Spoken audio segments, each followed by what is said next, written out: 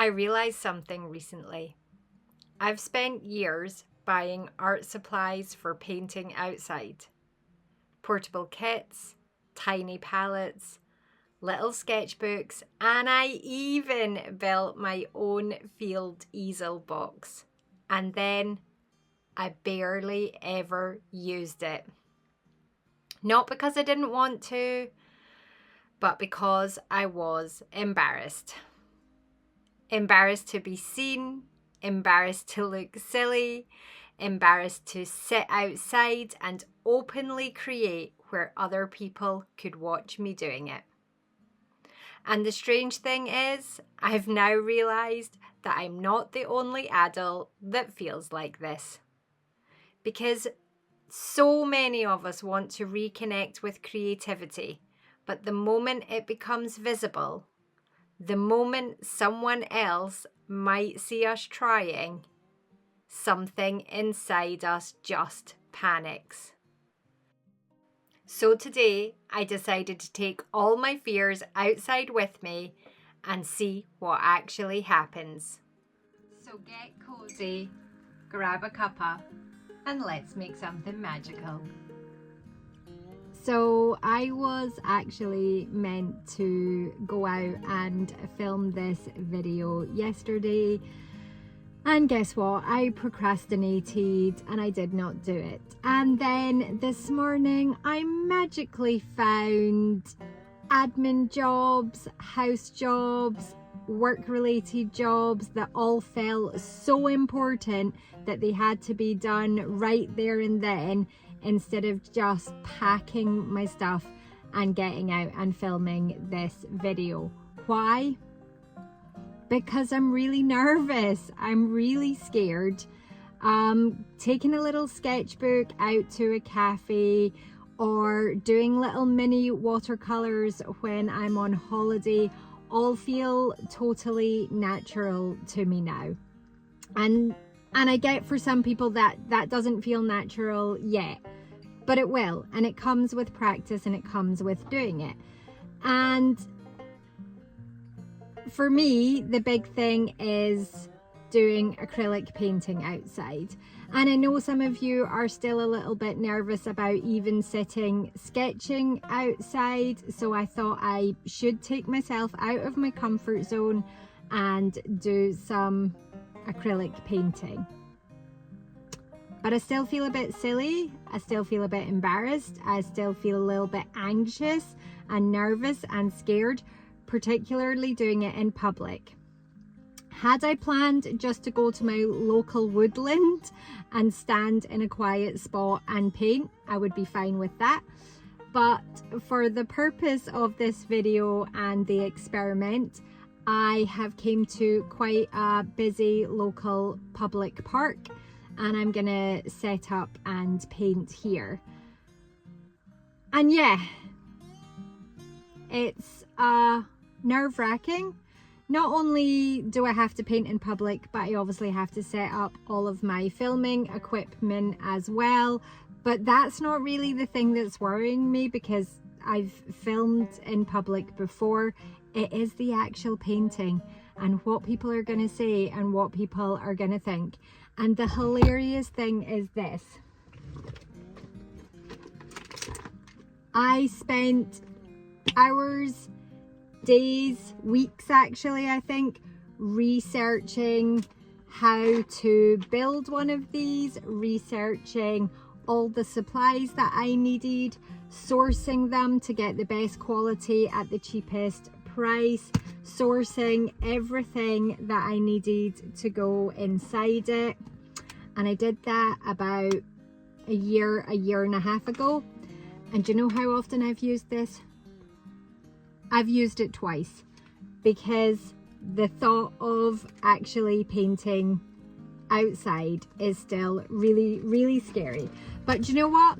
This video is not going to film itself, and if I do not get out and do some filming in the next 2 hours, then it's not going to happen, and it won't happen for this week, and I probably won't have a video this week. So I am going to stop talking about being scared and just getting started, and I'm gonna go and paint and we're gonna see what happens. Now that I've actually done it, I think the strangest thing is realizing how much of that fear existed entirely in my own head. Because before I started painting, I was hyper aware of everything. Who might walk past me? Who might look at me? What will people think of me? Will I look ridiculous setting all of this up? But the second I actually started creating, everything changed. And I think that's the part that I'd forgotten. Because creativity has this strange, magical ability to pull you completely into the present moment. And once I was mixing colours, looking at shapes, paying attention to the trees and the lights, I genuinely stopped thinking about what the people around me thought. And honestly, it turned out that almost nobody cared. People walked past me all afternoon. Dog walkers, teenagers, gardeners, elderly couples, mums and parents with prams. And mostly, they just smiled politely and carried on with their day. Which sounds so silly and so obvious now. But isn't it strange how our brains convince us that everybody is going to stare at us if we try something creative in public? And I really do think it goes much deeper than painting outside. I think a lot of us as adults are scared of being visible creating at all. I think that many of us grew up learning that creativity was something you were either naturally good at or you weren't. And once you become an adult, there was this strange pressure to already know what you were doing, to already be polished, to already be confident, already capable. And if you weren't, then maybe you have to keep your creativity hidden, private, safe. You buy the supplies, you watch the tutorials, you dream about becoming more creative, but actually allowing yourself to do it privately or visibly, that can feel incredibly vulnerable. And that's exactly what happened with this field easel. I spent literal weeks researching it. I built it from scratch, and then I spent hours sourcing everything to go in it. And then I barely used it. And not because I didn't love painting, because the preparation felt emotionally safer than the vulnerability of painting outside. And I think that's probably true for a lot of us. And something else that I realised while filming this is that confidence didn't magically appear for me one day.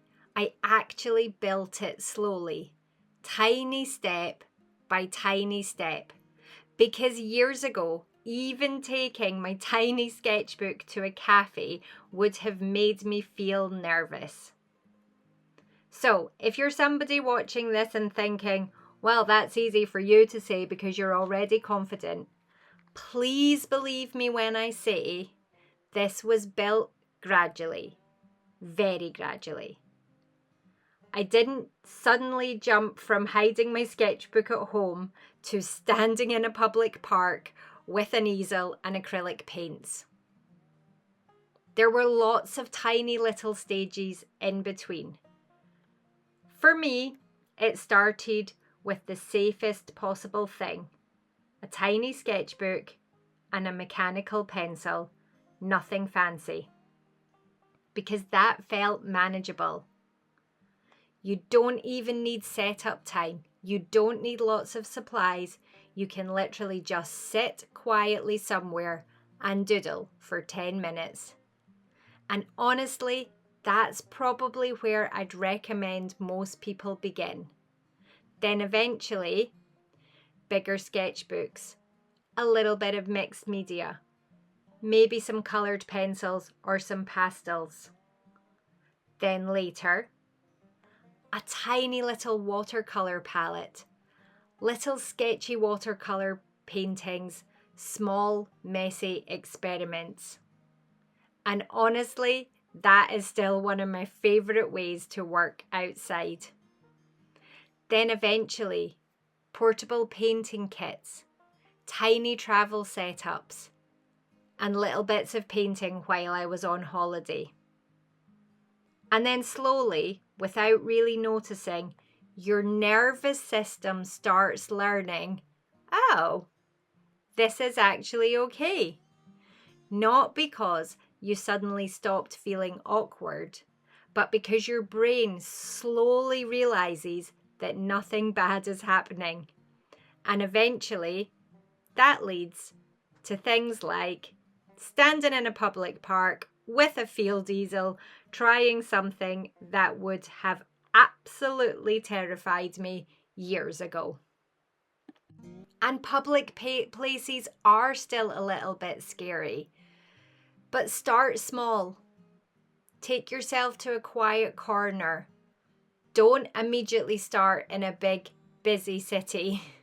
And that's why sketching outside feels so natural to me now, because I've practiced. I've repeated it enough times that my brain no longer sees it as dangerous. And I think that's really important to remember. Confidence usually comes after the doing, not before. Sketch outside, but do it somewhere quiet where there's less people. And another fantastic place is do it somewhere where other people are busy. So if you commute on a bus or a train, honestly, those are some of the best places that you can sketch because everybody is too busy, wrapped up in their own world, their own thoughts, and staring at their own phones. And sometimes something really lovely happens too. A while ago, I was sketching in a local garden and someone came over to talk to me. Now, years ago, that would have absolutely terrified me. But they were just kind, interesting, and encouraging. And when they saw my sketchbook, of course, I had been adding magical windows and fairy doors to the trees that I was drawing. It turned out that they actually carve fairy houses into tree stumps. So they took me all round the garden, showing me all these beautiful little carved fairy homes hidden about everywhere. And I remember thinking afterwards, if I had stayed home because I felt embarrassed, then that moment would have never happened. Now back to today. This painting turned out completely differently to how I normally paint. It's looser, it's rougher, and it's much less controlled. And weirdly, I absolutely love that about it.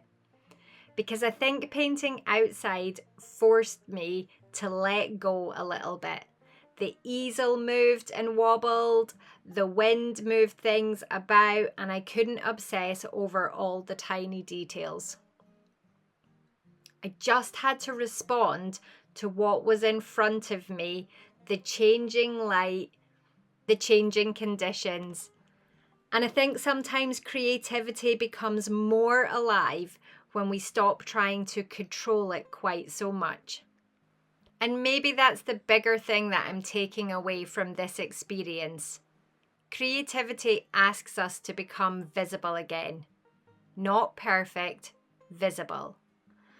And I think many of us spent years avoiding that feeling. We don't want to look silly. We don't want the attention, and we don't want to get things wrong publicly. But creativity is messy, playful, experimental, and sometimes a little bit awkward. And reconnecting with creativity, particularly later in life, often means reconnecting with vulnerability too. So, was it scary? Yes. Did anybody care?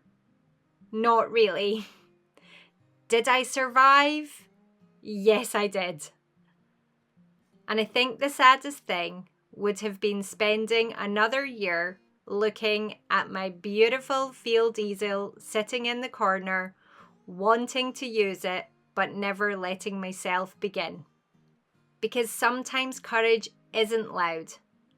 Sometimes courage is just taking a tiny sketchbook to a park bench, or sitting in a cafe with a pencil, or allowing yourself to be seen trying something imperfectly.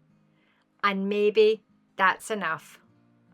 So if you've been wanting to sketch outside, paint outside, journal outside, or honestly just create more visibly in the world, maybe this is your sign to start very small. A tiny sketchbook, a tiny moment, a tiny act of courage, and let yourself build from there. Because I promise, it probably won't be as scary as your brain tells you it will be.